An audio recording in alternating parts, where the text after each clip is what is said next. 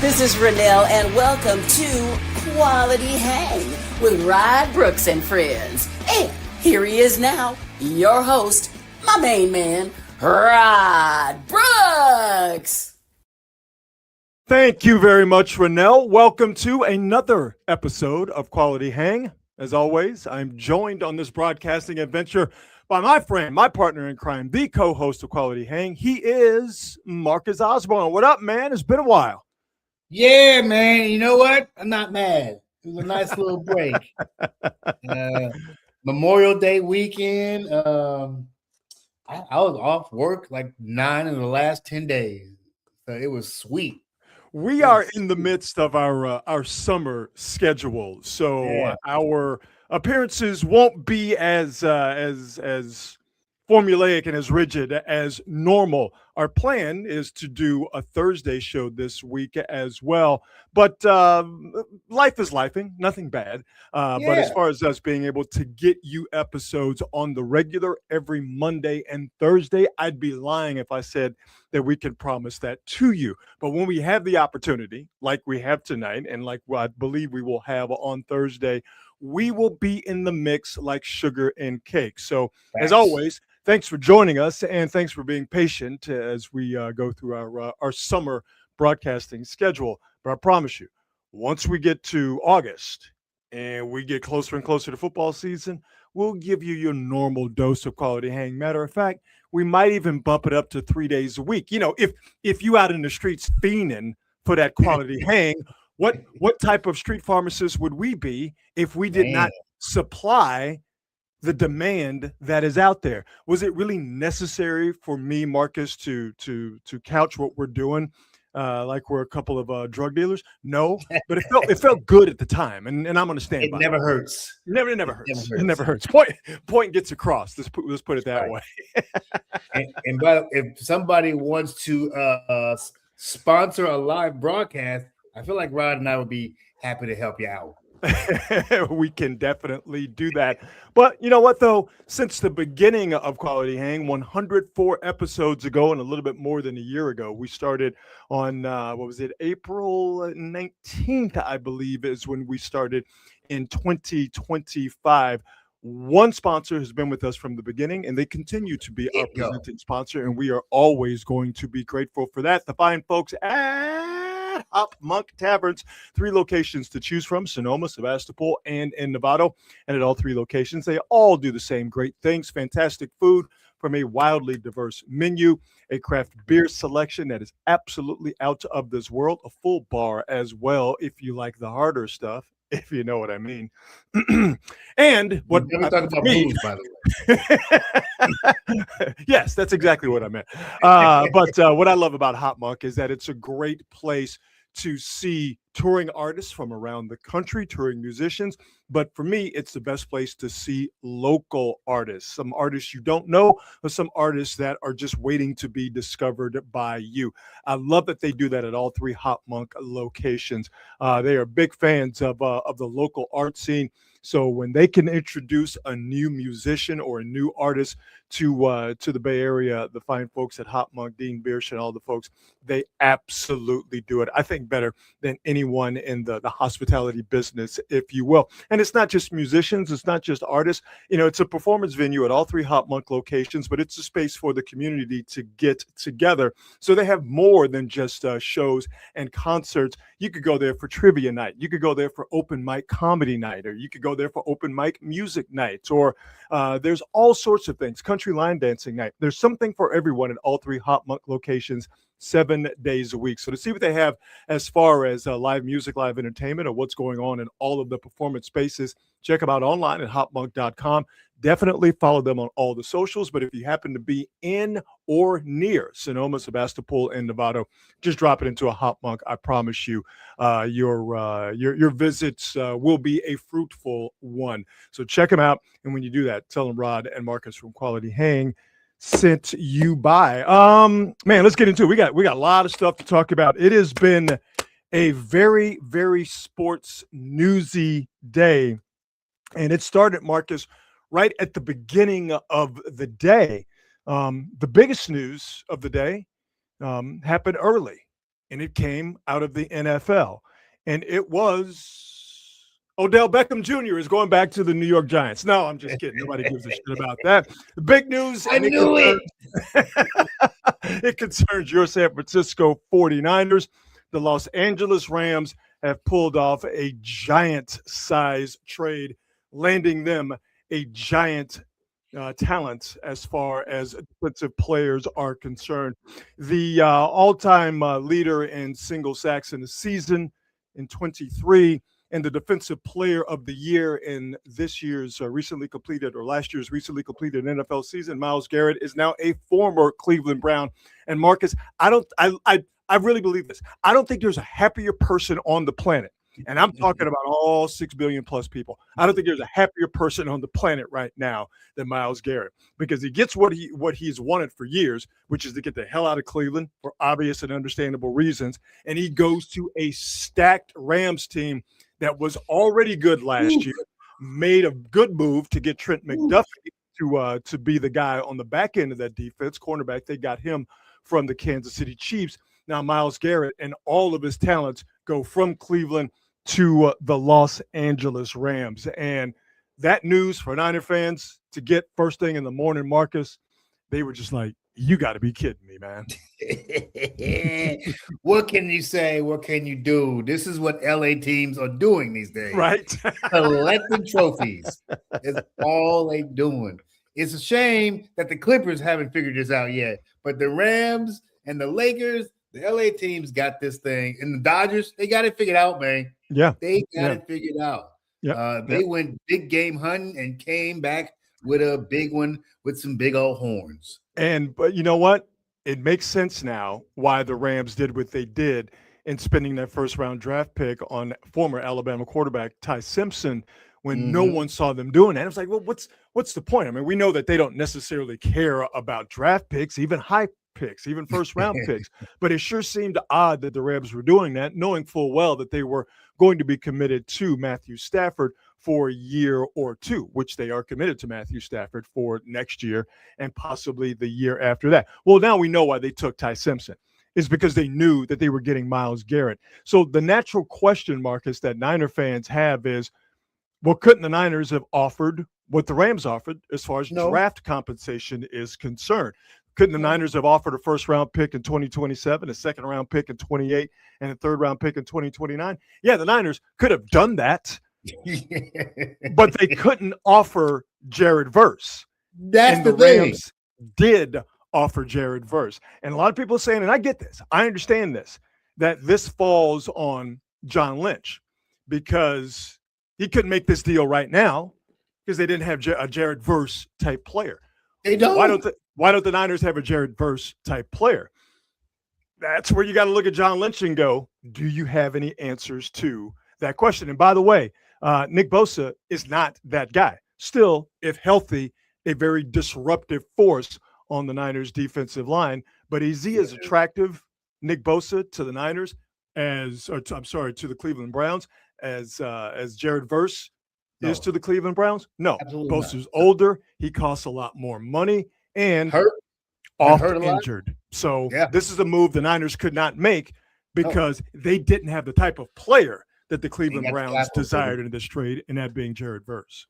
Ain't got the capital, and sometimes that's just a fact of life. Sometimes you get to the store, you go up to the counter, you bring your goods, and you have to look at that person over at the register and say, I ain't got it. I ain't got it. I ain't got it. And they slowly take the goods from you. Hey, let me ask you this. This is a complete tangent, but were you ever able, did you have a neighborhood store you could just go into it every now and then and just go and get something? They'll hook you up with some candy or a soda or something? Yeah, it wouldn't necessarily be the hookup, but they would let us little urchins hang around the store for sure. But as far as freebies, nah, they weren't doing that stuff. Nah. Man, we had a little store, and it was owned by this Arab family, and they loved us Negroes. They would just hook us up, boy. But only the kids. And like 12, at 13, it stopped. But up to 12, they hooked us up. Once you got to puberty, it was a wrap. One day I went in, and my voice had dropped the octave. Like, you're gonna have to give me that back. No, you went from cute to threat real quick as soon as you got that bass in your voice. That's it.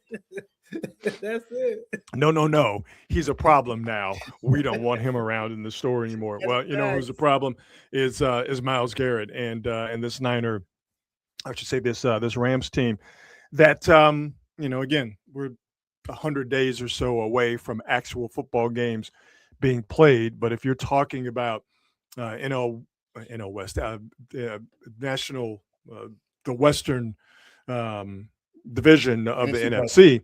If you're talking about the hierarchy, it's Rams, it's Seahawks, and it's the Niners until proven otherwise. I still think all three teams are going to go to the playoffs.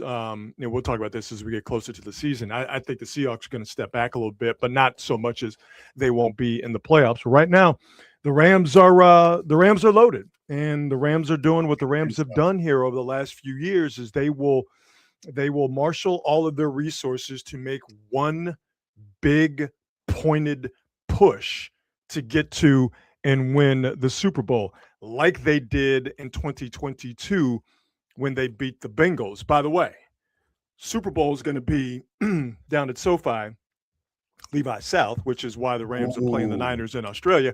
But the Super Bowl is going to be SoFi Stadium in Inglewood next February. Do you remember, Marcus, where the Super Bowl was in 2022 when the Rams pushed all the chips into the middle of the table and beat the Bengals? Yes. Same place. So this is the Rams doing what the Rams do.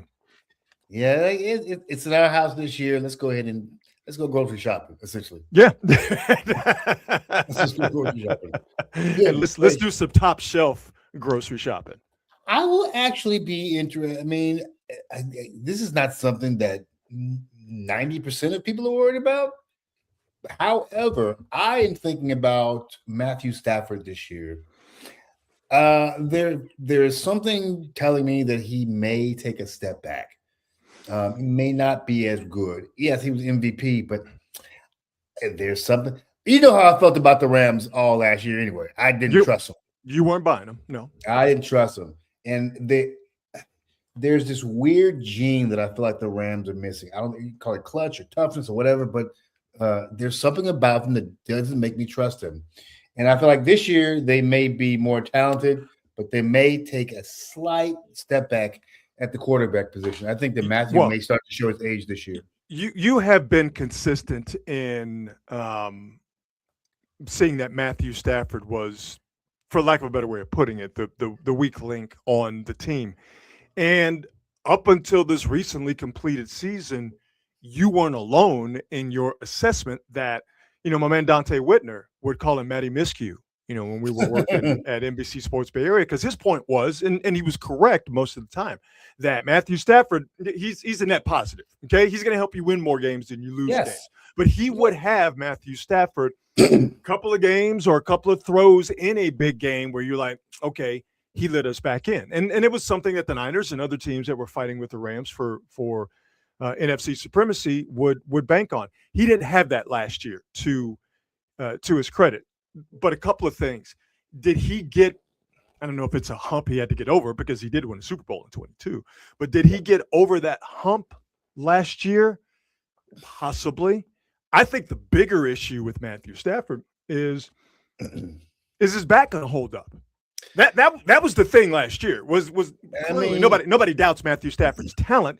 Everybody was doubting because he had some sort of a back issue before the season started. That back issue never materialized. He won the MVP, and the Rams were one of the best teams in all of football.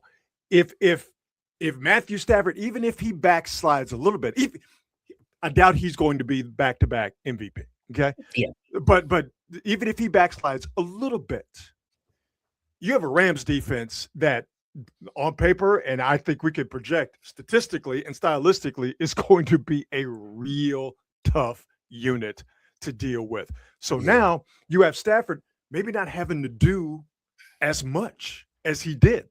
And if his back holds up and he's got a defense that they can rely on, and all Matthew Stafford has to do is not make the killer mistakes. And if they need him to win a shootout, need him to win a big game, he could give you that a couple, 3 times a year. Again, it was a long way to go, man. You still got to line that shit up and play 17 regular season games and beyond if you have serious Super Bowl aspirations. But the way it looks right now, I don't know what weakness this Rams team has, quite frankly. It's going to be very interesting. Kind of reminds me of Peyton Manning. For years, he was the guy who was going to do something in the end. Yeah. When he was with the Broncos. Do something, and he finally got over the hump. He was always the guy who's going to do something in the end that's going to give the game away. Yeah, and sure, it was Tom Brady a couple of times, but other times it was just poor performances or poor clutch performances in big games. He would throw that untimely pick. Well, I mean, watching SEC football, growing up like I did, the one thing we all said about Peyton Manning, it's because we didn't like him because we knew he was good, but it's the next big game he wins will be his first. Because listen, Tennessee couldn't beat Florida when he was there. Tennessee didn't win a national championship when he was there. T. Martin did that. Gets to Indianapolis, has some issues, and Tom Brady got in his way. But once Peyton Manning, once he ripped the Band-Aid off, then it was a wrap. And then Peyton Manning in his later years with his neck fused together. Remember how Peyton Manning, when he was with the Broncos, he couldn't turn his head. He moved like an action figure. He could just move his torso, right? But putting up ducks. but he got the ball where it needed to be. He didn't make mistakes. And how good was that Broncos defense, led by another dude who went to one of the worst schools on the planet, Texas A&M University? How good was that defense when they had who's old boy with the glasses? Now I'm blanking on his name. You know who I'm talking about? The Broncos? The end. Yes, the guy with the glasses, the brother with the glasses. Oh, shoot. I'm completely blanking on his name, but you and everybody else know who I'm talking about. So Jesus Christ. This no, I don't think his name was Jesus Christ. I'm just kidding. Somebody in the chat will tell us. Save us, chat. Save us, chat. Who was it? Save us, chat. Come on. Somebody in the chat, save us. Well, you know what? We'll get to that in just a second. So anyway, the Rams making a big move, and the Niners, who are going to be a formidable opponent for the Rams and for the Seahawks and for whoever they play. The road to getting back to and winning the Super Bowl for the Niners, which has been a long and difficult road, it has gotten even more difficult with the Rams acquiring the services for Myles Garrett. By the way, other NFL news mentioned that Odell Beckham Jr. is back with the Giants. Nobody gives a shit. I said on Twitter earlier today that news coming out today is the equivalent of when Farrah Fawcett died the same day that Michael Jackson did. Don't nobody care about that. Myles Garrett got traded. Don't nobody care that she got erased so fast. She got erased quick. Well, you know what the NFL version of that today? The Eagles traded A.J. Brown to the Patriots. Nobody cares but Diana Rossini. And Russell Wilson, he isn't officially retired, but he's all but retired.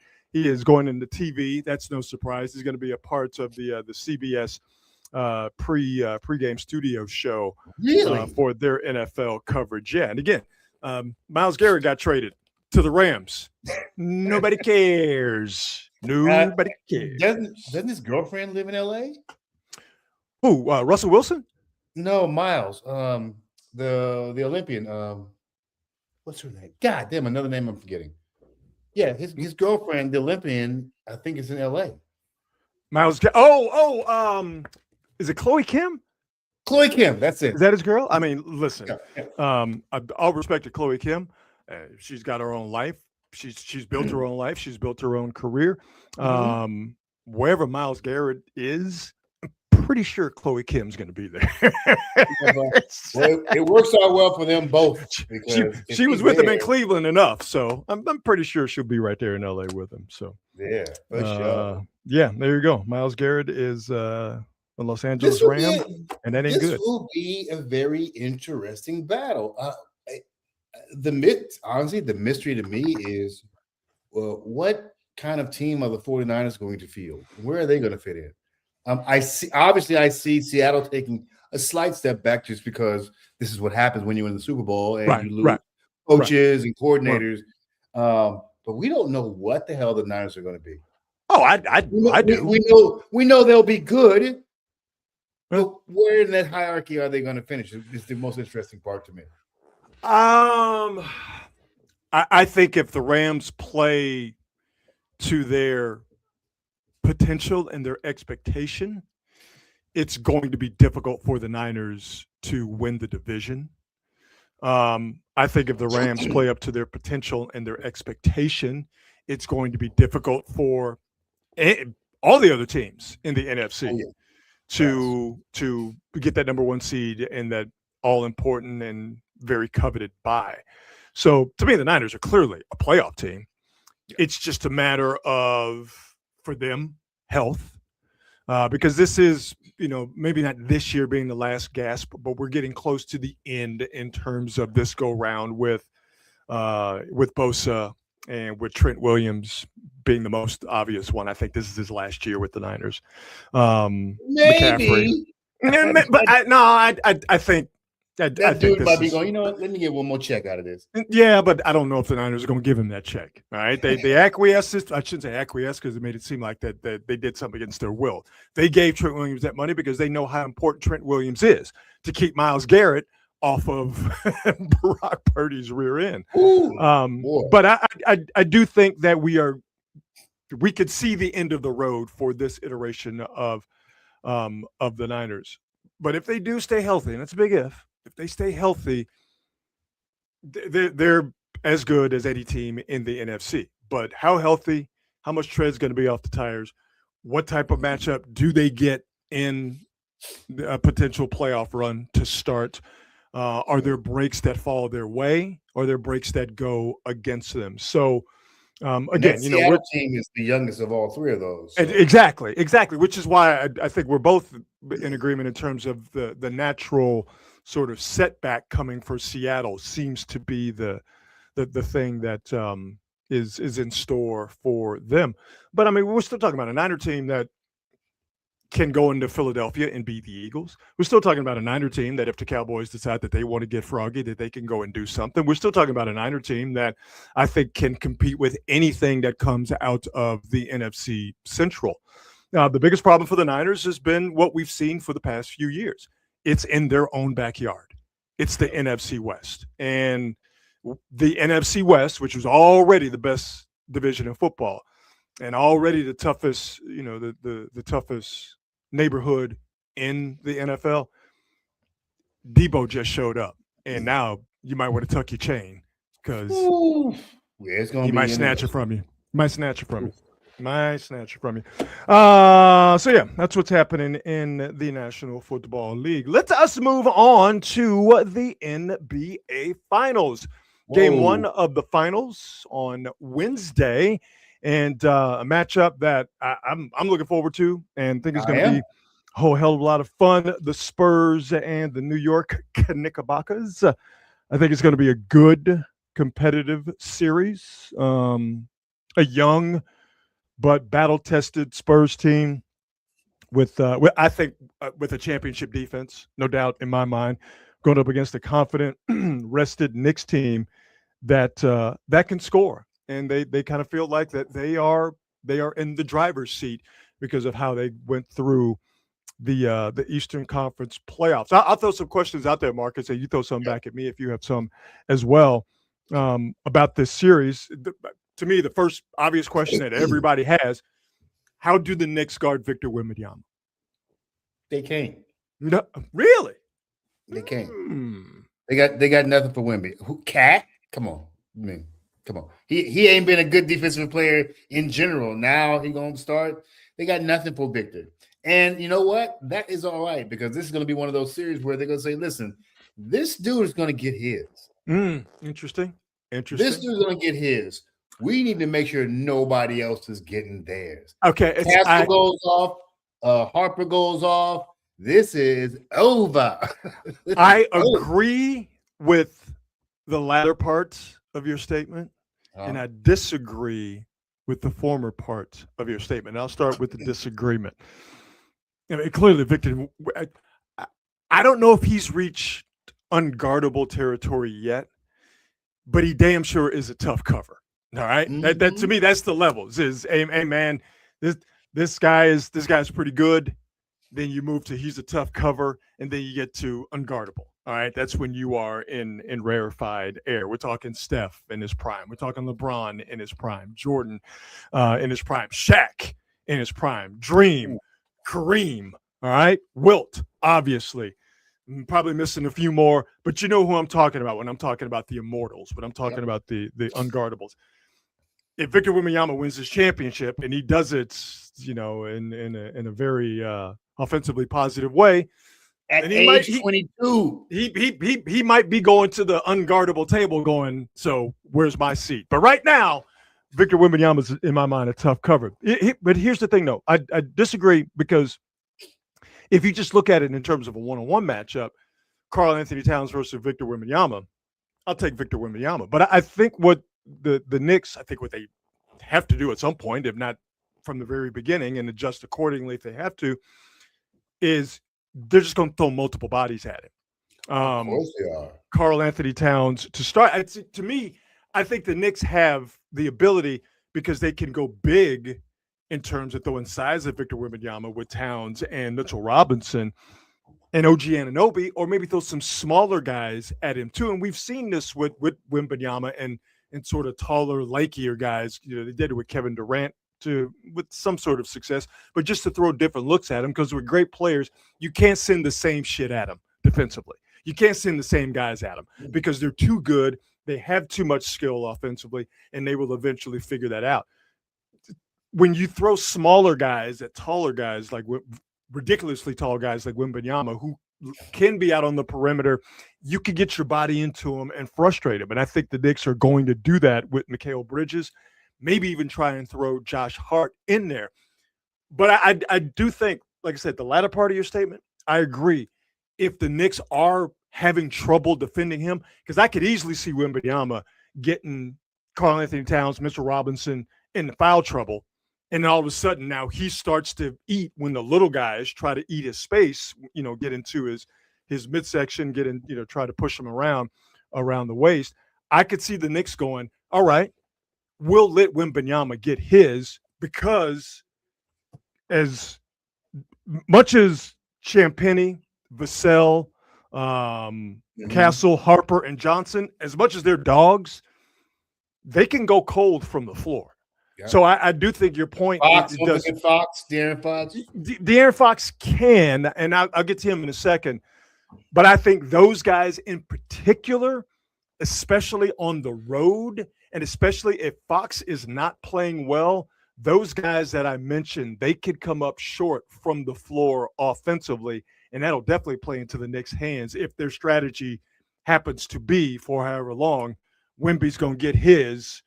These other guys, we're going to make sure that they don't get theirs. Yeah, and I know that they had some pretty decent games against each other this year. I think the Spurs won by it was a close score, and the Knicks blew the Spurs out like in March or April, something like that. I just don't. Now again, this is back then, and obviously the Knicks are playing lights out right now. Of course, that was against the Cleveland Cavaliers, and I'd say compared to the Spurs, lesser competition, sure. Yeah. But the other thing that maybe we're not going to talk about a hell of a lot, but Wembanyama's defense could be a gigantic thing here. Yes. Because the days of you just blowing by the little guy blowing by the big guy, it's hard to do that with Wemby because he could just turn around and still swatch his shit. Yeah. Well, they got to find a way to get him away from the rim. Out of the paint. If they don't find a way to get him away from the rim, it's a wrap. It's even if he's a foot beyond the paint, he's still a problem. I mean, you got to get him damn near out to the 3-point line. And I'm not even talking about the short corner. I'm talking about you got to get him out to where it's a legit 23 feet 9 inches. Because if he's anywhere within 15 to 18 feet, he's still a problem for you around the rim. So that is going to be one of the things for the Knicks. How do they get Wembanyama away from the rim? Another question. Can the Spurs go after Jalen Brunson? Can they put him in action? And can they score enough from the field with those guys that I mentioned? Putting Brunson in, making him play defense. 100%. You know that's going to be the game plan. Mm-hmm. They're gonna be wearing this kid out. They're gonna have to get switches. Brunson's gonna just be like, you know what? Whoever got the ball, you're just gonna have to deal with it because I ain't guarding him. Because they're gonna be going to him. They're gonna go at him all, and of course you should. He's a terrible defender. Right. And I don't mean like Steph Curry is just too small, but he's a bad James Harden level defender. And that could be the difference in this whole series, dude. It could really be the entire difference in this series. Well, that gets to my key matchup. And to me, it's De'Aaron Fox versus Jalen Brunson. And if I'm De'Aaron Fox, anytime Jalen Brunson is on the floor, and listen, this is what point guards have to do. All right. You got to figure out how to keep Wembanyama in the game. You got to figure out how to get those other guys that I mentioned, Champagnie, Castle, Harper, and the rest of them. You got to keep those guys interested and motivated, a part of the action. And you, as the point guard, you got to find a way to attack. So to me, the guy, everybody's going to be pointing at Victor Wembanyama for obvious and understandable reasons. But to me, the guy that's going to have the most pressure on him is De'Aaron Fox, because he's got to figure out all that and also how to exploit that matchup he could possibly get against Jalen Brunson. And when it's time to hunt Jalen Brunson and get him into some actions, De'Aaron Fox has to do that, and he's got to win that matchup every single time. Agree. You took the words right out of my mouth. And De'Aaron Fox could end up being the X factor player in this whole series. We know what Wemby's going to do, but let's be real here. De'Aaron Fox is the guy who's actually got the most experience, even postseason experience, along with Harrison Barnes. And you saw in Game 7, De'Aaron Fox was ice cold. He was not sweating it at all. He wasn't scared of the moment. He'd been there before, and he played like it. He actually kept them afloat until we got to the stretch at the end of the game where San Antonio finally started to take off. But De'Aaron Fox was on fire, dude. Yeah. Yep. And it didn't get talked about that much amongst all the Wemby accolades. But De'Aaron Fox, I do believe, was the X factor in that seventh game.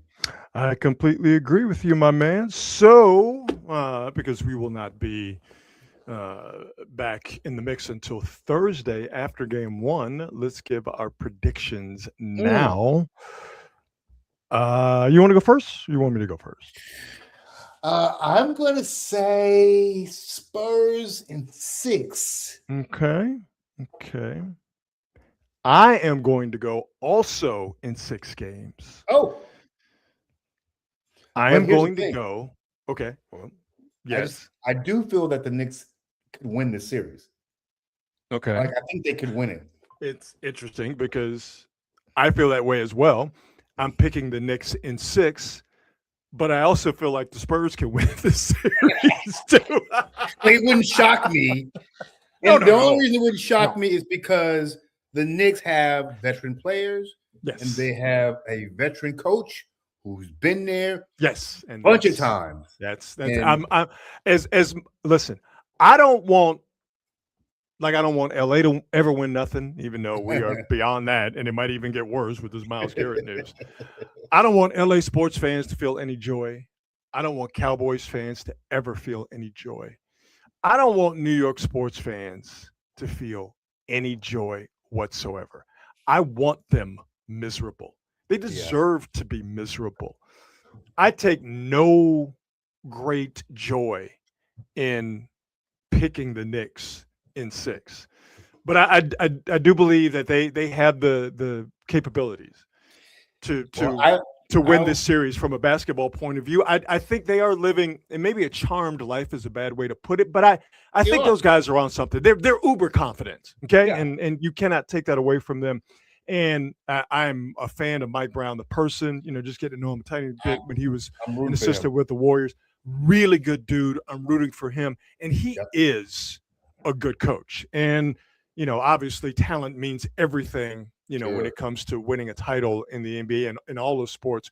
But coaching is going to be it's going to be an issue at some point in time in this series. And if I have to pick a coach, no disrespect to Mitch Johnson, but if I got to pick a coach in this situation, I'm gonna go with Mike Brown, who's been through these before, over Mitch Johnson, who I believe is a talented dude from a coaching standpoint, but I need to see it before I believe it. Yep. I 100%. I will be rooting for Mike Brown. I won't be hurt if he gets a ring away from the Warriors. That'll be some interesting validation for him. But yeah, I just think the Spurs got it. I think that top to bottom, they're just too deep. Yeah, it's too deep. Too deep. No, I think their ability, the Knicks' offensive diversity against the Spurs defense is going to be a lot of fun. I mean, if you want a basketball nerd out about it, that's what I'm excited about. Just that matchup. Good offense versus good defense. And they say in the NBA, good offense beats good defense. I was not looking forward to seeing the Thunder play another series. And well, you wouldn't own the one, brother. I just watched them. I don't want to see another series of this bullshit. Wait a minute. Do you mean to tell me that you didn't want to see another series where a guy over the course of 7 games falls to the ground 47 times? Here's a compilation of all the times Shai Gilgeous-Alexander hit the ground against the Spurs. My God. By the way, oh my God. This video is so long because he hit the ground so many times. I had to break this video up in 2 because Shai Gilgeous-Alexander hit the ground 47 times. But here's what's interesting. He played a respectable, Shai Gilgeous-Alexander. He played a respectable Game 7. He scored 35 points in the loss. But most notably, he didn't flop around on the floor in Game 7. To me, and that's the most damning indictment of all, is like, bro, 2-time MVP. Clearly, you're a ridiculously talented basketball player. You don't need to do all this falling on the ground shit. And people, listen, I watched Dwayne Wade fall on the ground for 14 years. It's fine. I see Steph Curry fall on the ground. That's not really, even getting fouls, that's not the issue. Like, he gets X number of free throw attempts. That doesn't bother me. It's the bullshit you're doing to get those free throws. Yes. It's not the number of free throw attempts. It's the bullshit you do to get them. And he shouldn't be the blame. It's the refs and it's the NBA's fault for allowing this crap. You're right. God, because he does it. Everybody on the team does it. The Spurs were doing it in the last 2 games. I'm like, I don't want to see this shit, dude. But again, and I'll say the same thing about James Harden because he doesn't do it nearly as much as he used to.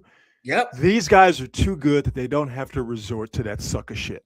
And to me, all this falling you're seeing here is grade A basketball sucker shit. Why are you doing all that falling on the ground, man? It's ridiculous. Flailing. You don't need Chris Paul was doing it. God. It's the worst. And Steph doesn't do it to this extent. No. But I'm not a big fan when Steph's falling on the ground trying to get calls. Don't like it. Absolutely don't like it. It's ugly, dude. And it actually makes watching the game not fun when I see literally when people try to compare Shai to Jordan, Jordan took more free throws. Yeah, but Jordan wasn't out there throwing himself into people. You see Jordan falling on the floor. Let me tell you something. I saw Michael Jordan play the Detroit Pistons back when you could assault a man playing basketball and you wouldn't do nothing but get maybe a stern look from a referee. The Pistons were literally trying to and succeeding in knocking Michael Jordan to the ground. And even he didn't fall to the ground as much as Shai Gilgeous-Alexander did in a 7-game series, hitting the ground 47 times. So if a guy could play a team that literally created the Jordan rules and had the lack of rules at their disposal in terms of you being able to actually physically take a guy down to the ground. If the Pistons didn't put Michael Jordan on the ground 50 times, I don't need to see Shai Gilgeous-Alexander with little to no contact, hitting the ground 47 times. And like I said, the most damning indictment is he played a respectable game 7 in terms of not doing all that falling on the ground bullshit. Yep. And everybody was like, hey, man, oh, so you could do that on the regular when you want to? That's what I'm saying. Why not do that all the time? That's what I'm saying. Why not do it all the time? Ball up. Just ball up, dude. Can you imagine playing one-on-one with this dude? He calls his own fouls. Are you kidding me? Nah, let me tell you something. You go to certain neighborhoods, yeah. It's like Raymond and White Man Can't Jump. So I'm gonna go to my car. I'm gonna get my other gun. Shoot everybody's ass. One guy though, and I mean this seriously. I hope for his mental well-being. I hope that Chet Holmgren is nowhere near social media. I hope he's nowhere in North America. Matter of fact, I hope he's not in the Western Hemisphere. And I hope Chet Holmgren has a really tight group of friends and family that can cradle him in their collective bosom, because Chet Holmgren is getting clout. And in terms of just basketball play, rightfully so. Since the Thunder's exit from the Western Conference Finals, Chet Holmgren has been the whipping boy. One of my favorite follows on social media, a guy by the name of Clinton Brendan, and he is his handle on Twitter, on X, and I believe on Instagram is at Mr. Go 30, and he does these videos and they're parodies of a coach talking to players. And this is really, he does this more in college football. This is where I got to know him, being a college football. I got to know his work. I don't know him, being a college football fan. He's so good at this. And it's hard for me to describe what he does, but when I show you this video, you'll get it instantly. He'll do it for NFL games. Rarely ever does he do this for NBA games. But Chet Holmgren's Game 7 performance was so bad. And obviously the narrative around Chet Holmgren has been so bad that Clinton couldn't help but wade into the NBA and do this video. So I don't know if this is going to get me banged by YouTube, but enjoy this video from Clinton Brendan, aka at Mr. Go 30, where he gives Chet Holmgren the business. Good. The new school twist, Victor Wembanyama with the poster. All right, that visual pretty much sums up why we lost this series. All right, and let me just say this, because just like Christy Noam's husband, all right, I need to get something off my chest. That's all bad. I will be stopping this video because I've watched this dozens of times. I will be stopping this video for the appropriate applause and uproarious laughter breaks, because that line right there is an absolute bar. And by the way, he ain't done. Okay, so I'm gonna go back and rewind it because it is that good. All right. And let me just say this, because just like Christy Noam's husband, all right, I need to get something off my chest. This team is softer than flare pants. And Chet Davis, you the softest one in the group. 33 minutes of Game 7, Western Conference Finals, NBA basketball, and you scored 4 points, 4 rebounds, 2 turnovers. I think we got better production from Pam Bondi. Just gonna let that just wash over you. Okay. Okay. All right. Here we go. I knew you didn't want to compete. I knew since Game 5 when Wemby bumped you like a line of cocaine. Let it wash over you. We're not done. Oh no, we're not done. And you ain't do nothing about it. Nobody else did either. Look at Sunshine face, just cheesing like a yeast infection. All right, it's 10 minutes left of the game. We down 5. All right, passes to Davis. All right, and just look at the fear emanating from his posture. All right, I mean, you're more shook than Michael J. Fox. You was tested. That's wrong. So good. So good. Wrong, but good. Up shots like a recovering alcoholic, turning over the rock like Sisyphus. I mean, come on. A Sisyphus reference? In your Chet Holmgren basketball discussion, you didn't see that coming, did you? No, you didn't, but you got it. Finally, I just had to take you out. So shoot, I might as well put Sassy Man in the game. At least he ain't scared of the moment. You know, Davis, I'm just disappointed in you. All right, I'm disappointed in you as a basketball player. I'm disappointed in you as a white man. And I'm disappointed in you as a Jew. All right, you did to this team what Kevin Hart did to the black community. All right, you sold us out. I can't believe we paid you all that money. I was talking to the GM. He said he was filled with regret. Said he felt like Latinos for Trump. Davis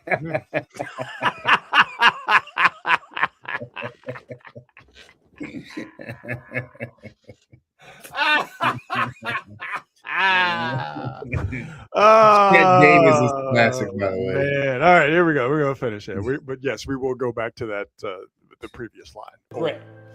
Said he felt like Latinos for Trump. And the only reason I'm talking to you like this, all right, is because we believe in you. All right, we haven't given up on you yet. All right, now we're going to see what Milwaukee's talking about. All right, but for right now, I'm your coach. And as long as I'm your coach, all right, I'm going to do you just like your mama does to all the men in the community. All right, I'm going to ride you hard because I want the best from you. He's so good. He's so good. And he ends every video, mainly college football, but he ends every video like this, no matter the sport, with a killer your mama joke or reference. It's so good, so good. Kalenda Brenton, follow him on all the socials. I'm sure at Mr. Go 30. You will absolutely not be disappointed. So good. And yeah, like I said, I hope Chet Holmgren is far away with the people who love him around him because he is getting cooked. Dude, I forgot about that contract, boy. Oh yeah, that albatross that the Oklahoma City Thunder have around their collective necks. And that it's weird because I don't know why I always felt like Chet was a little bit tougher, but what's been really impressive is Wemby has been a man. He is not getting punked out there. Well, I mean, listen, Chet Holmgren ain't never seen nothing like Victor Wembanyama in his life. And to see something that is Victor Wembanyama. Right. And to see something that is bigger than you and more skilled than you and also has more fight than you, that's a shock to the system. And this is a key moment for Chet Holmgren because how you gonna respond? Are you gonna keep letting it happen? Because you're gonna have to keep seeing that man. Now I ain't said Spurs ain't going nowhere. OKC ain't going nowhere. You're gonna have to deal with that man, regular season and postseason. How are you going to respond? Fight. Like we will have to fight at some. If you keep taking my lunch money, we're gonna have to fight. But I'm gonna have to get kicked out of a game. But I told you when he lost, when France lost, or when Steph beat France in that gold medal game, and Wemby was crying, what did I say to you? I go, that's the beginning of his supervillain origin story. When Steph hit that golden dagger shot, I told you, didn't I? Whenever we did the show after that golden dagger shot, I told you that's the beginning of Victor Wembanyama coming for it all. And might not win a championship this year, but brother, his hair off. busted down to a baldy, hanging out with the monks, hanging out with Kevin Durant, hanging out with KG. I told you, brother. And what's crazy it's is a wrap. He's not even as good as he's ever going to be. No, he can get better offensively. Absolutely. I said this the other day, and people kind of laughed at me because I've been saying, like, if this dude got serious and like if he ever started shooting a sky hook, he's going to score 35, 40 points a game. Nothing is stopping that. You're not wrong because it couldn't stop Kareem's. Here's the thing with that. And it's like Rick Barry's underhanded free throws. Yep. It's not cool. No. It had nothing to do with that. There's a reason only two people have been able to pull off those shots. Because they're the only two people who know how to shoot those shots and had the audacity, had the wherewithal to work on those shots, and then had the audacity to take those shots and had the skill to make those shots. Rick Barry and Kareem Abdul-Jabbar are outliers. I'm not saying that Victor Wembanyama couldn't do that, but I think there is a reason that no one else is shooting the sky hook because it is hard to do. And if you keep shooting it and you keep missing it, you're going to stop shooting it. I think with the underhanded free throws, there is some ego. Nobody wants to do it. But shooting an underhanded free throw is hard. And there's only one dude who knows how to do it. So it's easy for guys to say, I'm just not going to do it. I'm going to do it the conventional way. But if Wemby could ever get with Kareem and Kareem could school him on how to do it, you're 100% correct. Then Victor Wembanyama would be in the unguardable territory for sure. And Kareem was hitting that shot from 15 to 18 out. That's where he wanted to be. That's crazy. That's the thing about great players. And Kareem did this. Hakeem Olajuwon did this. Jordan did it. Steph. You think I'm going to push them away from the basket. That's what I'm supposed to do. That's a shot they don't want to take. But those guys that I mentioned, Kareem, Dream, Hakeem Olajuwon, Steph, and who's the other one that I said? Jordan. And I'll even put Kobe in that mix, with the turnaround that he developed, doing his Jordan cosplay, is that you thought, I'm pushing you guys away from the basket. That's a good defense. Those guys that I mentioned, that's where they wanted to be. They were comfortable in that spot. So going back to Kareem, they were pushing him out 15, 18, 20 feet from the basket, thinking, well, there's no way he's going to shoot that sky hook. And even if he does, there's no way he's going to hit that shot. And what did he do?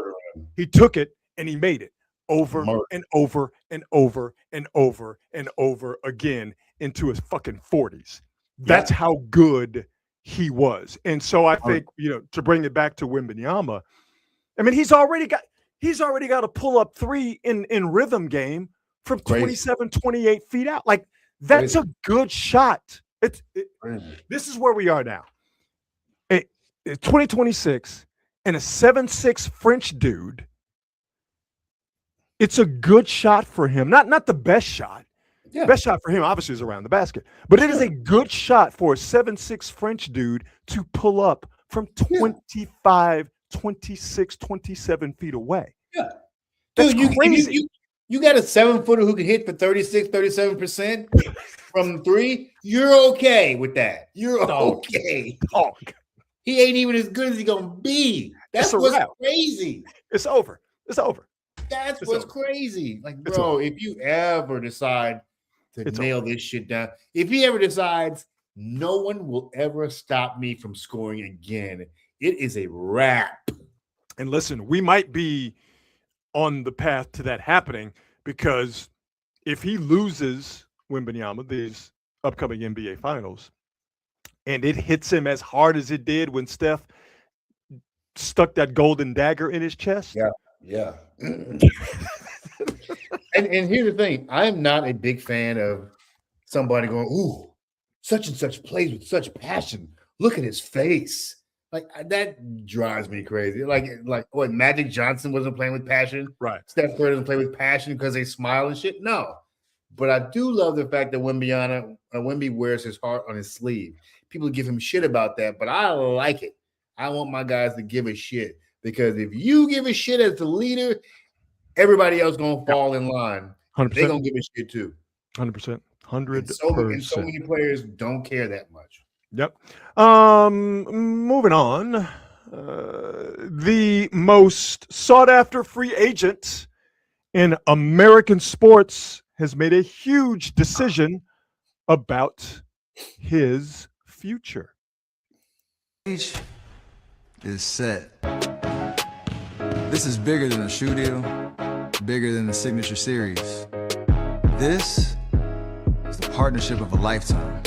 The future of Curry Brand will be powered by a company truly rooted in sports and innovation. A partner dedicated to creating quality products with sneakers that I believe in, that will continue to deliver at the highest level. The future of Curry Brand is with Li Ning. And it starts with Mr. Li Ning himself, an athlete founder who's built one of the world's most premium sportswear brands over the last 35 years. Together, we will continue the Curry brand mission with stories, platforms, and products that will inspire the next generation around the globe and change the game for good.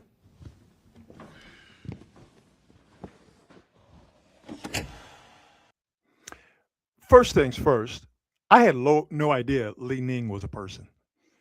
I had no idea until I saw this video. But yes, Steph Curry is taking his Curry brand global, signing a 10-year deal with Chinese shoe company Li Ning. Naturally, Steph is going to have a signature shoe, plus he will have a full Curry brand golf line. He will have a Curry brand roster of players and Curry brand retail shops in the United States and China, naturally.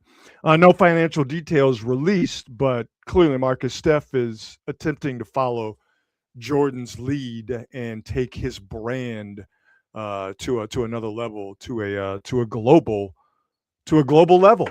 And it might not be as hot here, but Steph Curry is going to sell a shit ton of shoes in China and around the world. I was just about to say, like, this is so on brand for Steph Curry. He is a guy who is clearly uber confident enough to go, I don't give a damn about the Nikes, the Adidas. Mm-hmm. These are the cats I'm gonna roll with. And because the shoe is in China and that brand is in China, I'm gonna sell hell of them. Yep. I got 1 billion people to sell to. And I know I'm gonna sell my little piddly things in the rest of the world, but I got 1 billion people in China gonna be buying my shoes. Yes, sir. Steph has never been afraid to just do his own thing. I'm not mad at him. I mean, listen, the largest emerging global market is China.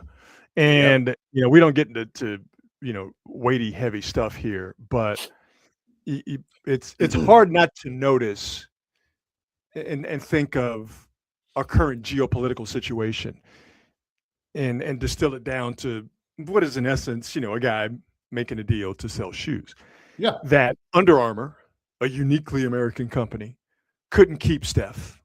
Nike, an American company, a global brand, couldn't get Steph. And here's Steph Curry, one of the biggest athletes, obviously in the United States, one of the biggest athletes on the planet, going to a Chinese shoe company that, in the United States had Jimmy Butler and Dwayne Wade on its roster. 20 years ago, no one, and I mean no one, as big as Steph Curry is going to choose a Chinese company. Maybe you go with Adidas, probably not. Maybe you go with Puma, probably not. You more likely you can go with Nike. 20 years ago, that doesn't happen. Maybe even 10 years ago, that doesn't happen. But where we are right now, and if you're just thinking about it from the bigger picture, Under Armour doesn't even matter anymore. All right, it's gone. Under Armour is just dead as fucking Napoleon. Nike's still Nike, but Nike ain't popping like it used to. Right? No, kids ain't checking for Nike like they used to. For those two American companies to be unable from the jump to secure the services of Steph Curry and get his brand in their portfolio, if you will. Again, for me, maybe it is just me. It's hard for me not to see that through the lens of how things are happening in the world right now, and what the United States and China are the battle that they're currently having. I 100% get it. That's why this proves that this young man is not a prisoner of the moment. He's not trying to be cool, because let's face it, most guys immediately they want to go with the Nike deal. And Steph is like, well, let me think. This is a very measured, thoughtful decision. He's like, yeah, I could go that way and try to have the quote unquote cool factor and feed my ego. But if I'm gonna get the most bang, I'm gonna go to this Chinese market because I got 1 billion people and I'm already a worldwide superstar. Mm-hmm. It's okay if they don't think it's the hot shit here in the US. Don't matter. China got the people. China got the people. I mean, listen, there is 385 million Americans, Mm-hmm. a billion plus Chinese people. Billion Chinese folks. I mean, it's the obvious up. decision to make. And So- that's what's funny, Rod, because you say that's an obvious decision to make. Because to you, a grown-ass man with some thoughtfulness and some intellect, you get it. But most of these other kids don't even think I guarantee they laughing at Steph Curry. What is he doing? Lightning. Yeah, think about what he's doing. Laugh all you want to. He just took Curry brand global. Yep. Global. And it is going to I mean, the launch pad is China. Like that's the crazy thing about it. The launch pad is China. The launch pad used to be the United States, but the launch pad is China. Now it is one of the most recognizable athletes on the planet. Now being embraced by the largest market on the planet. Yep. In China, in the Chinese people. And not everybody can do what he's doing, right? Because no. I mean, you only talk about a few people. You only talk about Steph, right, Messi, LeBron, clearly. What's worldwide figures? Maybe Verstappen. I'm going into Formula One. Definitely Hamilton, but they don't necessarily sell shoes. Mbappe, maybe. Vinny Jr. And I'm getting into soccer. Maybe those guys. But again, we're talking about a small group of people, and Steph happens to be one of that very small group of people. So Steph out there making money moves. Let's move on from sports and have a little fun. Get to some on this date. Yeah. And the best thing I've seen today. But before we do that, Stevie Wonder, musical genius. And while Stevie Wonder, God bless him, is heaven sent for sure. There have been some rumors associated with Stevie Wonder that Stevie Wonder is faking the funk. Sighted. He is not all the way without sight. Yeah. Some of you may have heard the story that Shaquille O'Neal is told publicly, like on Inside the NBA, that he got on an elevator in LA, and Stevie Wonder said to him, "What's up, big fella?" Shaq did not greet him first. Stevie sensed Shaquille O'Neal, or did he see Shaquille O'Neal? There is a video that you could very easily search and find on the internets where Stevie is he's on a stage with a group of people and they're singing, and a microphone stand falls or is in the process of falling, and Stevie Wonder reaches out and grabs it. Did Stevie sense that microphone stand was falling, or did Stevie Wonder see that microphone stand was falling? What I'm saying is that there are allegations out there that Stevie Wonder can see. And I have a video here that is not going to assist in Stevie Wonder beating these allegations. Now, before I play the video, let me set it up here a little bit. Do you know the game Marcus Slaps? You put your hand out, put your palms out. Yeah, of course. Somebody put their hands on the palms, and then they're right. Slaps, right? Here's video of Stevie Wonder, this supposedly sightless Stevie Wonder, playing a game of slaps. Oh, you can't move. Oh, 3, 4.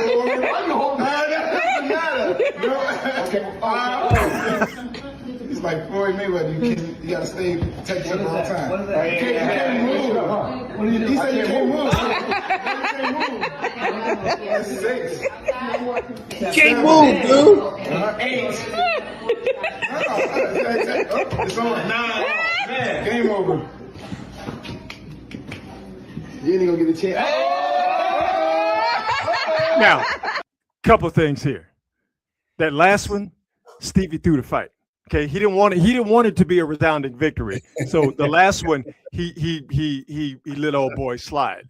Okay, notice that. But also, watch Stevie go in for the hug, and tell me if that's the action of a man who supposedly can't see. You ain't gonna get a chance. Watch this. How you gonna step to a man for a hug and you supposedly can't see? Stevie, hey man, songs in the key of life, talking book.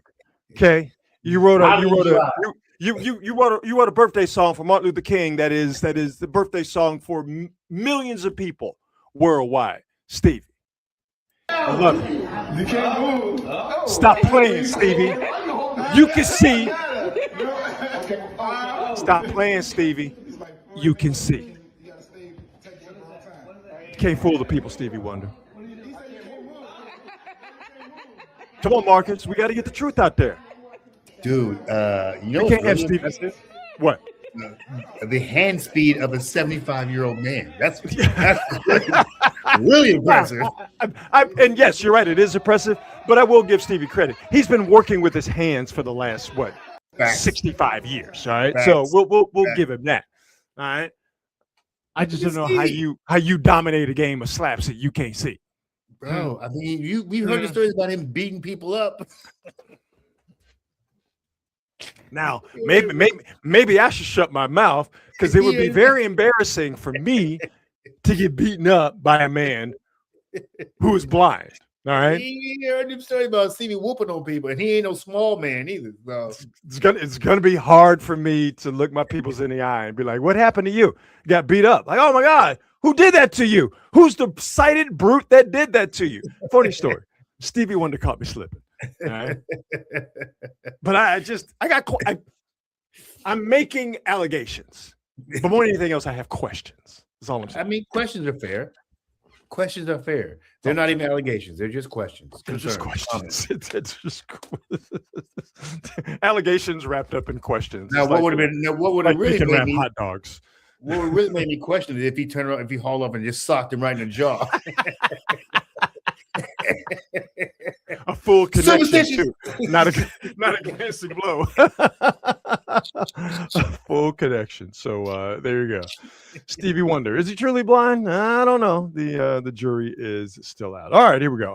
On this date, goodness gracious, we have already reached the 1st of June. On this date in 1970, Black Sabbath released their eponymous debut, Black Sabbath, on this date in 1970. I wasn't the biggest Black Sabbath fan. I didn't have a problem with Black Sabbath, but they just didn't do anything for me. You know, I mean, you can't deny it. Paranoid is a classic. Iron Man is a classic. War Pigs is an unbelievable song. But Black Sabbath didn't reach me like The Who did, or mainly The Who. I've kind of cooled on the Stones, and I've really never been a big Beatles guy. But if we're talking about Zeppelin, is another band that once I heard it, I got it. It spoke to me. But when Ozzy Osbourne died last year, I started listening to more Black Sabbath, and Interesting. it is I stupidly slept on it for way too long. Yeah, man. It's so good. And when I got the information, you think of Black Sabbath and you think of the occult, and obviously the music is heavy, and you think it is dark, and it is mean.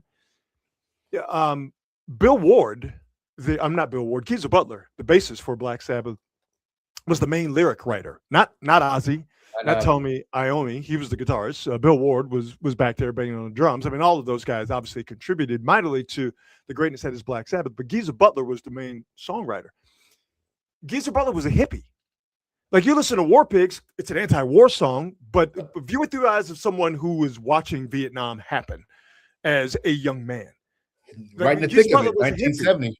Right, exactly. Right. You think Hole in the Sky. That's a song about the environment.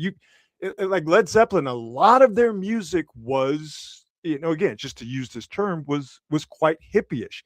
And for that hippie music, for those hippie lyrics to be coupled with the darkest, heaviest fucking music that anybody had heard back in 1970, and nobody's done it darker and heavier since, that's some genius level shit. Yeah, dude.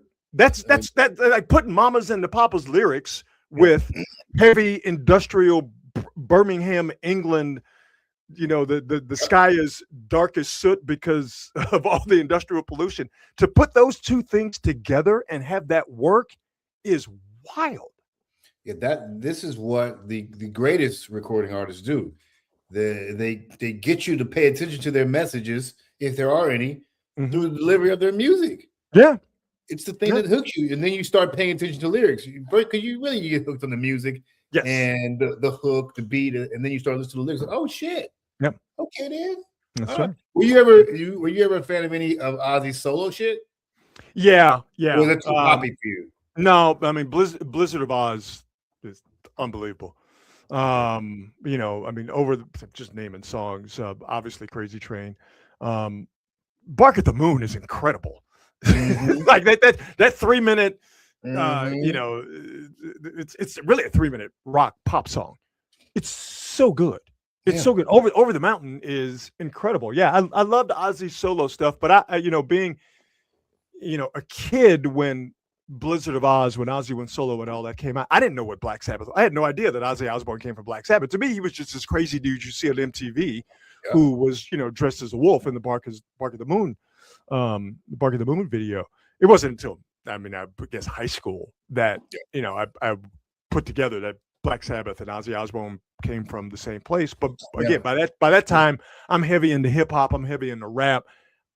Black Sabbath is just something that 15-year-old me was just never going to understand. And then to get to 25-year-old me, I'm kind of now set my musical ways. Like, Black Sabbath ain't my thing. And like I said, stupid me, I slept on Black Sabbath way too long. There's nothing more fun than discovering music. Yeah, working backwards. No doubt about that. No doubt about that. On this day, Black Sabbath released their eponymous debut, Black Sabbath. Speaking of music, that was the beginning of one band from England. On this date, June 1st, 1983, the end of another band from England took place. In essence, end of their original album releases. The Police released their fifth and final album, Synchronicity, on this date in 1983. This is the sound of three dudes, Stuart Copeland, Sting, Andy Summers, the sound of three dudes making beautiful music while all hating the living shit out of each other. I had the opportunity to interview Stuart Copeland at the Grammys one year. Really? It was super cool. Oh, it was so cool. I'm a big fan. Cool. And what a chill. He was a chill ass dude. I was like, I don't know why I was surprised by that, because the Police made basically reggae music. But so white reggae music, yes, they did. Yeah. So I don't know why I was surprised that he was such a chill dude, but it was pretty cool experience. Really, really, really nice fellow. Yeah, no, I'm being a drummer. I'm a big Stuart Copeland fan. This is my introduction to the Police. Like I think I shouldn't say a lot of people, but clearly Synchronicity, their biggest album. So maybe it was a lot of people's introduction to the Police. Yeah, I always found it interesting, and I guess it's not unusual. This is the biggest album, but it definitely was not even close to their best album. I never thought it was their best album. I disagree. I think I think a lot of their white reggae stuff, from Regatta de Blanc and Zenyatta Mandata, and Ghost in the Machine. I think awesome. I think, but that was the one before Synchronicity, right? But those earlier ones, there's some stuff I like. I mean, clearly, Roxanne and Can't Stand Losing You is an amazing song, and Bed's Too Big Without You. Like, they've got some stuff, but I think in terms of like those early albums complete, I think there was a lot of filler, yet killer, but there was a lot of filler. For me, Synchronicity, I think it's a lot more full of an album. There's less filler. There's less bullshit. I think with Synchronicity as opposed to Ghost in the Machine, and I actually say this about a lot of like super popular like Thriller and Off the Wall and Purple Rain in 1989. Like, I think that Synchronicity was a more complete album than Ghost in the Machine. Yes. However, I feel like the highs of Ghost in the Machine were higher than Synchronicity. Especially Off the Wall, I think Thriller was a more complete album. I feel like Off the Wall, the highs were better than the highs on Thriller. Okay, so I get where you're coming from, because what I was going to say in rebuttal to that is, I don't know if you can get any higher than Every Breath You Take.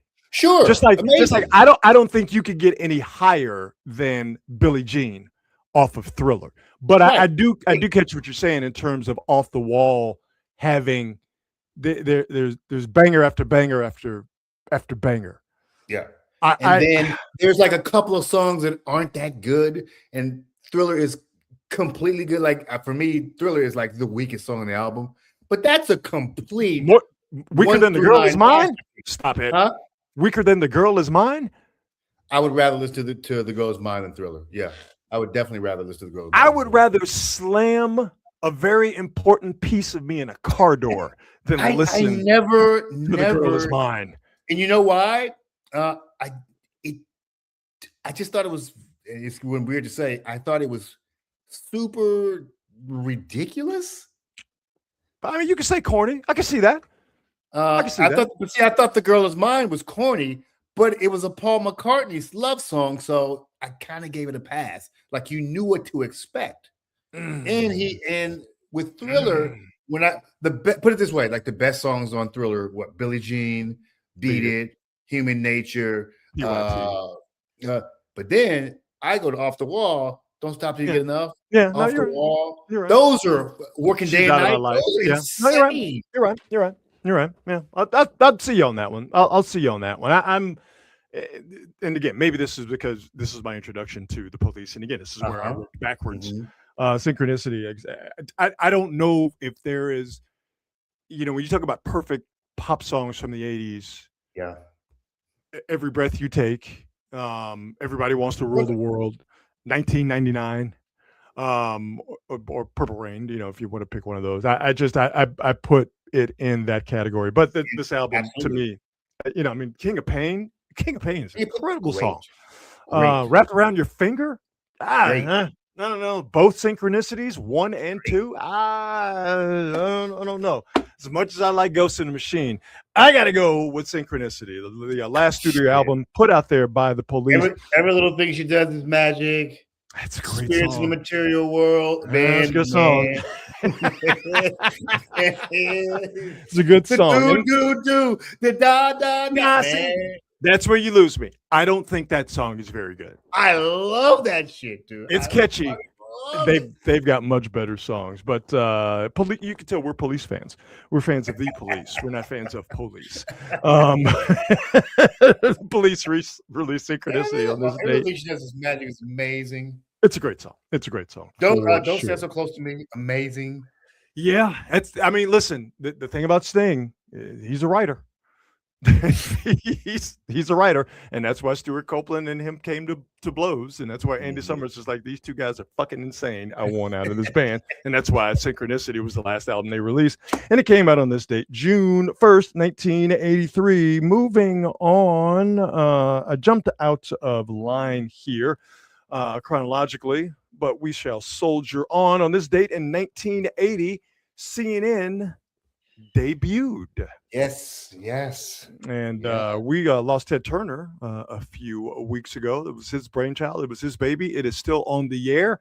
Not necessarily fulfilling the vision that Ted Turner had for it, but CNN is still around, is still kicking, and it's still, for me anyway, the go-to when it comes to big news. Go see what they're saying on CNN. See what they're rapping about. And it debuted on this date, June 1st, 1980. I still watch CNN, just out of habit. Sure. Yeah. Remember when they used to have sports on CNN? Absolutely. Fred Hickman and Fred Hickman got demolished for his vote for MVP that one year when he didn't choose Shaq. I remember that. He kept Shaq from getting unanimous MVP. I remember that. Yeah. I remember that. Ooh, I'm sure Shaq has forgotten about that. CNN launched on this date in 1980. We fast forward all the way to 1988, and this is a busy day in 1988, June 1st. What do we start with here? On this date in 1988, the first Madden football game was released. And I will say, other than NFL Films putting like the actual game of football aside, like the game being played, put that aside. Other than NFL films, I don't think anything is done more to preach the gospel of football, so to speak, to introduce people to football and to get them to love football. Other than NFL films, I think John Madden football has been just as important in the growth of football to what it is right now. There's no way any person with any right mind would ever disagree with that sentiment. Of course it is, dude. Of course it is, because the NFL exploded in the 80s, and that was capped off by Madden football. Yep. That's officially when the NFL took over the sports landscape. And nothing would ever compete with it again. Madden was insane. But the idea of using real plays, all that shit, dude. Oh yeah. I mean, it taught people football. Yep, sure. It taught them the X's and O's of football, for better and for worse. Because now everybody thinks that they know football.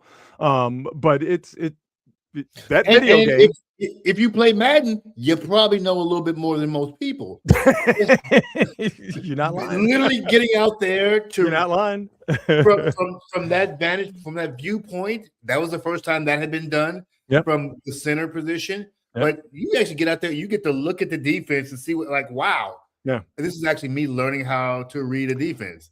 And it is still going strong to this day. People bitch and moan and complain about Madden, how it's not innovative and it's not what it used to be. But Madden still sells a whole lot of video games. In this game, Madden was first released all the way back in 1988 on this date. Also on this date in 1988, It Takes Two. Oh, Rob Bass and DJ Easy Rock was released, and we lost Rob Bass last week. It's a timeless classic, man. It's you put on It Takes Two, no matter where you are. Yep, people gonna move.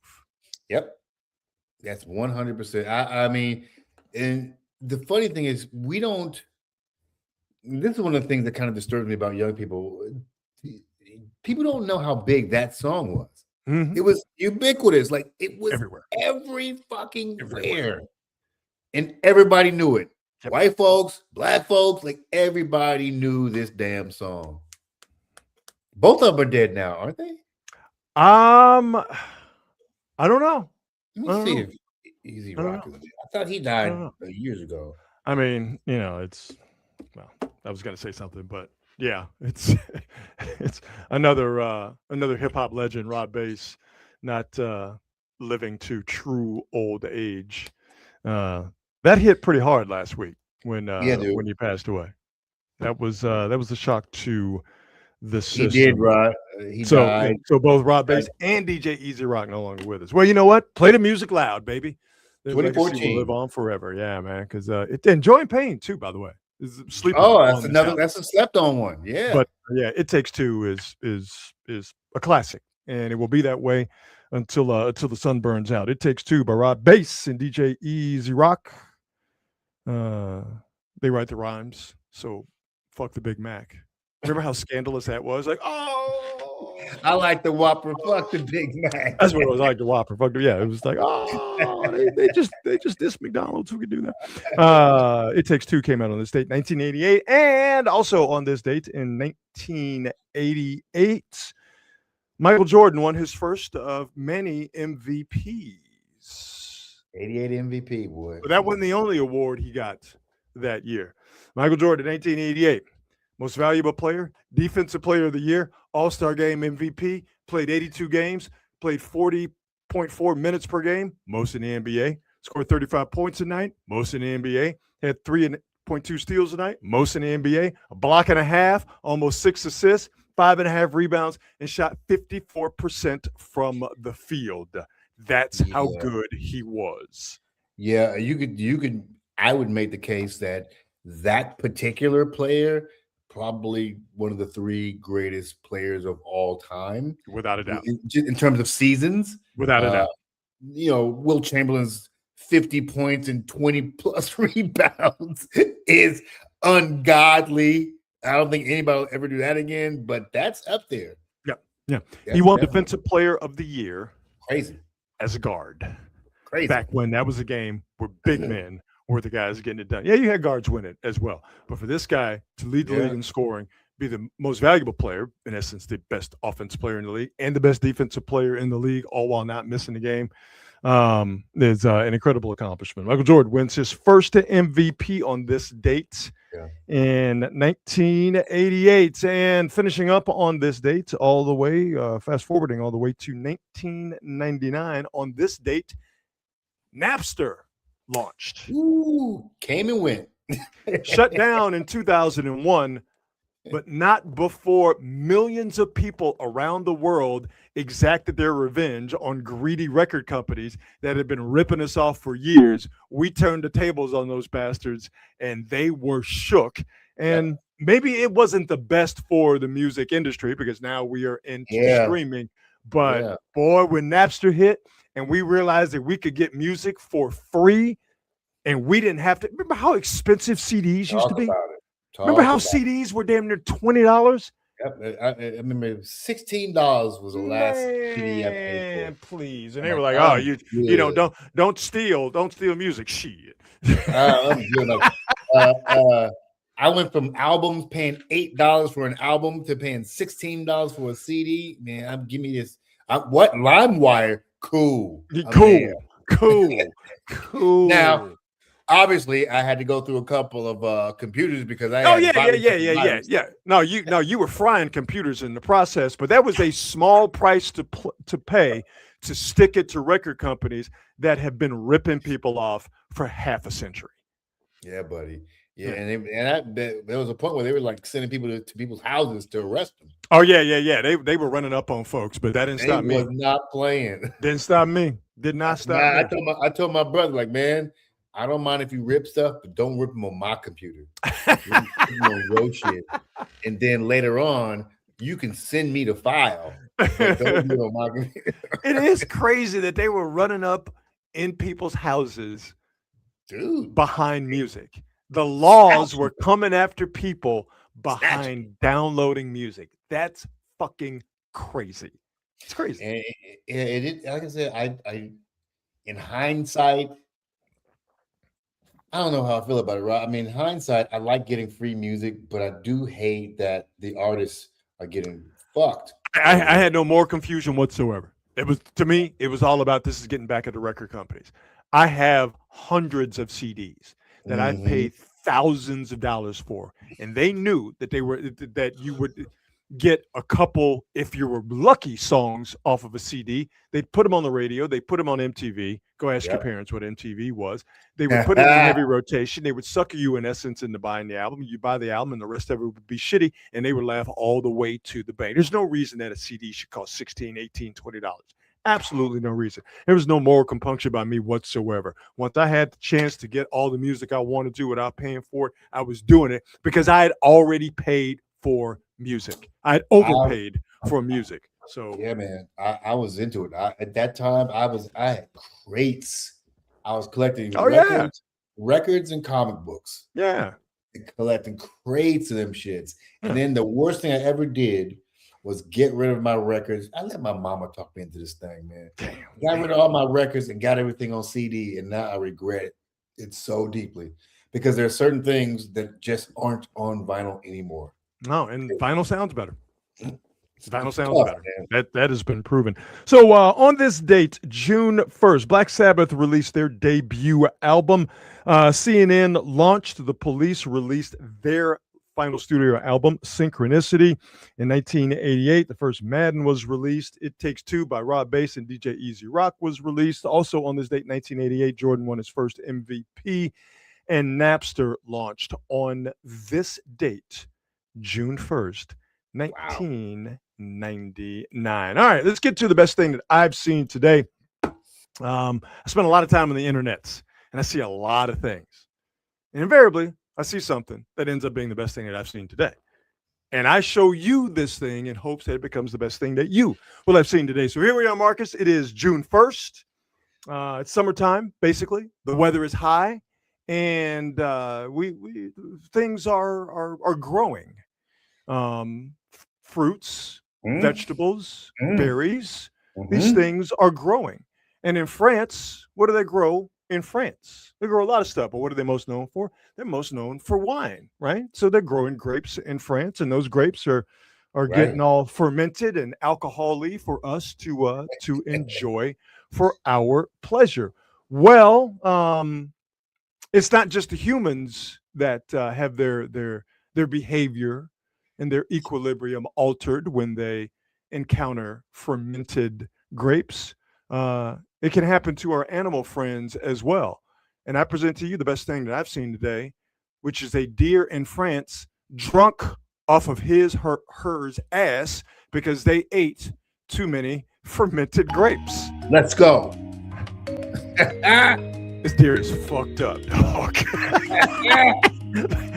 My man is gone. Look, he can't even walk. He's got 4 legs in control of none of them. That is hilarious. Let me move this banner. My man is twisted right now. He don't know which way is up. It's a little baby too. We've all been there. Listen, I mean, there's a couple of times I was going off that Mad Dog 2020, and I was doing this in the parking lot of my high school's football game. All right. Was I spinning around in circles after drinking Orange Jubilee by Mad Dog 2020? Yes. So this is not a judgment. This is an observation that this deer in France, look at him. He don't know where he is. He don't even know where he is right now. Man's is full. Talking to himself. So there you go. Best thing I've seen today. A deer completely drunk off of his deer ass after eating some fermented grapes. Yeah, that's that's rough. My man just laid it down. He was like, I ain't got it no more. Just laid it down. One of my dogs got into a little bit of the ganj one day. No. And I was like, wait a minute, are we having a heart attack? What's happening here? Took the dog to the vet, like, sir, do you have marijuana at your place? Like, not in the open. Come to find out, this dog had ate some ash, the weed ash, and got high as a kite. Your dog was zooted. High as a kite. What? I didn't even know this could happen. My bad. So now, does he have an insatiable appetite for? Now the dog for is the no herb, living, not because of weed, not because of the weed. Oh, actually, okay. the weed may have prolonged his life, and I'm. You not know what? even kidding. It's probably good for his cataracts and his arthritis. I'm not So, even yeah. kidding. That You know dog had a stroke, and was barely moving around. A couple of months prior, she got into that little weed ash, and all of a sudden she was running around the house. After she came down off the high, it was like a whole new animal. I'm like, this is amazing. Yeah. Hey, listen, man. Like Smokey from Friday say, weed is from the earth. Yeah. God put this here for us. So there you go. Drunk deer in France. It's the best thing I've seen today.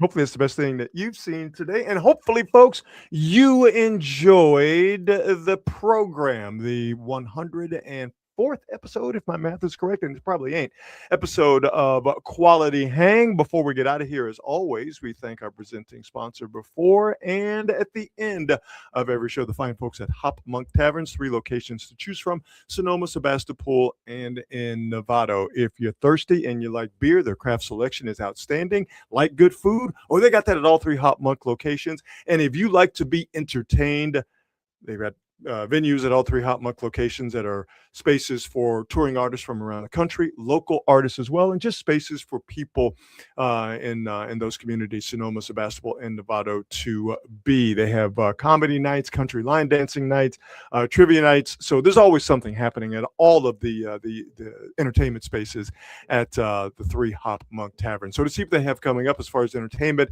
and special events are concerned, check them out online at hopmonk.com. Follow them on all of the socials. That's really the best way to do it.